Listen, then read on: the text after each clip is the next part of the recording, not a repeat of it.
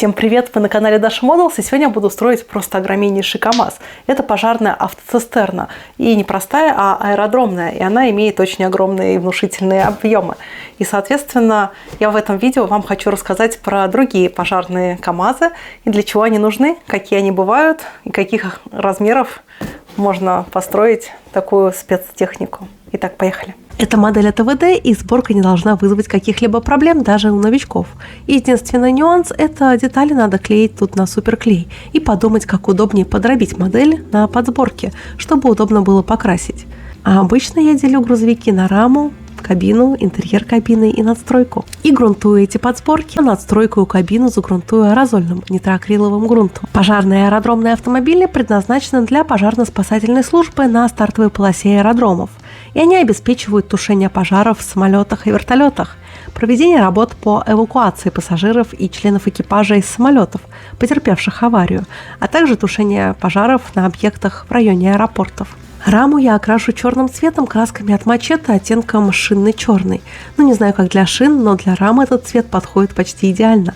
А, например, оттенок черное шасси мне показался уж чересчур глянцевым. Со спиртовыми акрилами от Мачете довольно легко работать. Их надо разбавлять спиртом или же фирменным разбавителем примерно 1:1. А кто работал с красками от Tamiya, не должен испытывать трудности в освоении и этих красок. А купить все необходимое для постройки такой модели, инструмент краски, да и сам набор для сборки вы можете в магазине «Модельная лавка». «Модельная лавка» за несколько лет своего существования доказала свою надежность и оперативность. Я регулярно пользуюсь услугами «Модельной лавки». А применяя этот промокод на свой первый заказ, вы не только сэкономите 500 рублей, но и поддержите мой канал. Ссылочка на магазин и промокод есть в описании к видео. Алюминиевым цветом я окрашу створки инструментальных ящиков. И здесь я также использую краски от Мачете. Только обратите внимание, что металлик от Мачете перед использованием надо обязательно перемешивать, чтобы на выходе у вас получился характерный металлический блеск. Также в металлик я покрашу крышу настройки. По пожарным машинам, особенно по таким редким, как это, очень мало материалов. И крышу такой махины тоже редко фотографируют. А по тем материалам, которые я смогла найти, крыша должна быть окрашена именно в металлический цвет. Белым цветом я окрашу те места, где должны быть белые полосы на передней облицовке кабины, и также окрашу двери, ведь по ГОСТу двери любых пожарных машин должны быть белыми. И сейчас масками из модельного скотча я закрою белые участки. Особенно здесь сложно выдержать параллельность двух линий на передке машины. А с дверьми все должно быть просто. Собственно, эти маски и есть основная сложность работы над пожарными машинами. А больше контента обо мне вне моделизма или неудачные дубли моей а больше контента обо мне вне моделизма и неудачные мои эмоциональные дубли вы можете найти на моей страничке на Бусти. А также вы можете поддержать там мою работу. Ссылочка на Бусти есть в описании к видео. А также большое спасибо моим спонсорам, которые поддерживают меня через функцию спонсорства и на YouTube, и через ВК-донат, и в моей группе ВК. Ссылочка на группу также есть в описании.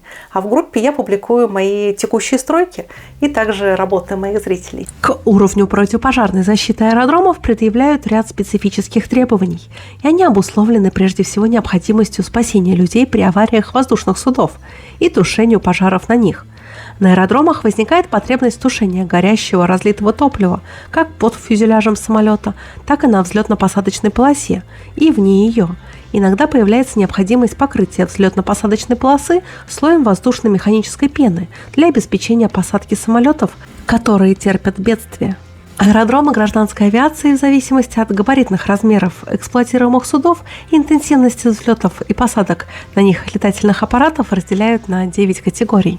Для обеспечения пожарной безопасности на аэродромах должно быть по одному пожарному автомобилю с запасом огнетушащих средств до 8 тонн, а на аэродроме 9 категории 2 таких автомобиля. А на аэродромах с 1 по 4 категорию должно быть еще и от 1 до 3 пожарных автомобилей с запасом огнетушащих средств более 8 тонн. И после нанесения масок я начну окрашивать кабину в основной цвет, это красный. И снова мне на помощь приходят краски от Мачете.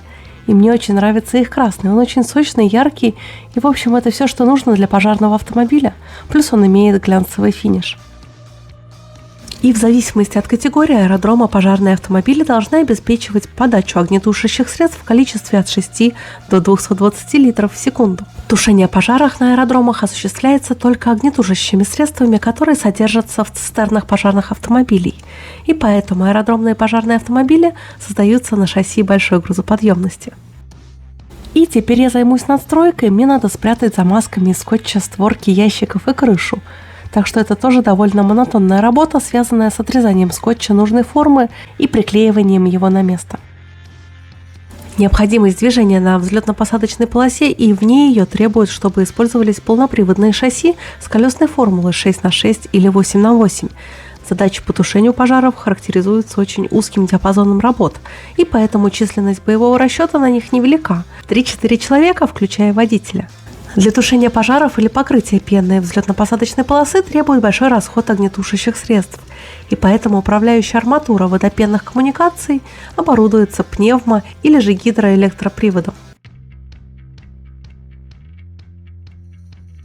За кадром я окрасила в белый цвет те места, где должны быть белые полосы. Они должны быть на задней стенке надстройки и на боковых панелях.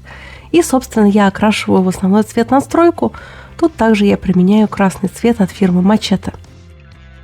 А после снятия масок и частичного подкрашивания я выполняю прием смывка, чтобы выделить рельеф пожарного автомобиля. Только сделаю я это аккуратно и ненавязчиво. Грузовик не должен получиться у меня очень грязным. И это не первый мой огромный четырехосный КАМАЗ. В прошлом году я строила модель зенитного комплекса «Панцирь», который использует похожее шасси. И на форуме «Армия-2022» я смогла оценить реальные размеры такой громадины. И действительно, в жизни такие четырехосные полноприводные КАМАЗы выглядят просто настоящими монстрами. А вообще меня удивляет разнообразие пожарной техники. Среди нее есть и обычные, привычные нам пожарные автоцистерны, например, как этот ЗИЛ-131, который я строила аж 3 года назад, или же недавняя моя работа – это автоцистерна на базе КАМАЗа, и такие машины частенько можно увидеть на улицах Москвы. Также есть специальные пожарные автоцистерны для сельской местности, например, как этот газончик. У него нет двойной кабины, зато у него увеличена емкость цистерны для пожаротушения.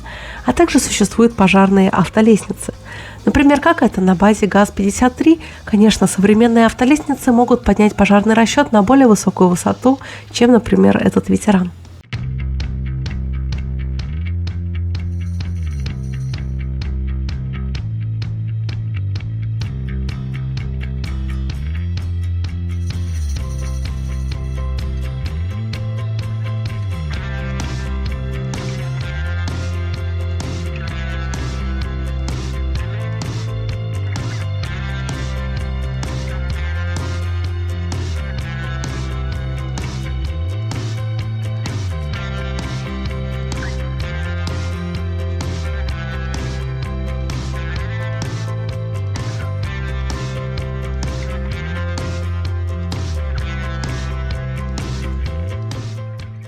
И также кисточкой я поработаю над инструментами пожарного автомобиля.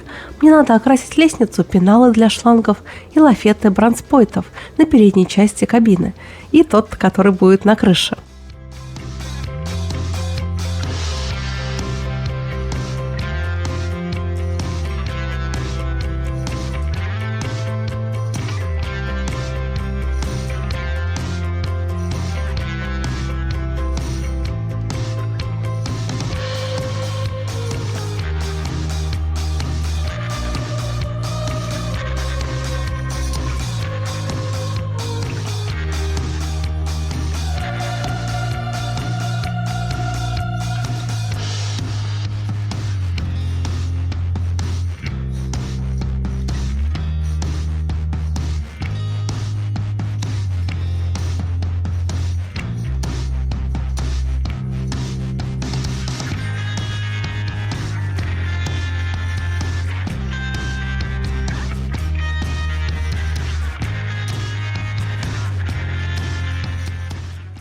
И также я поработаю кисточкой над элементами двигателя и светотехники.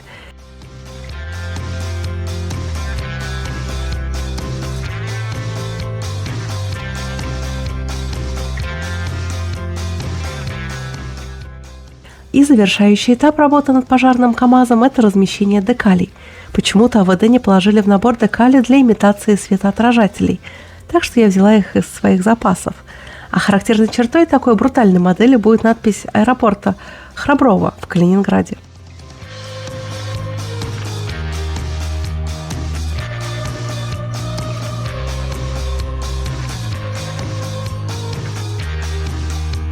И вот такой нарядный КАМАЗ у меня получился. И он украсит любую коллекцию, не только пожарной техники, но и обычно гражданских автомобилей.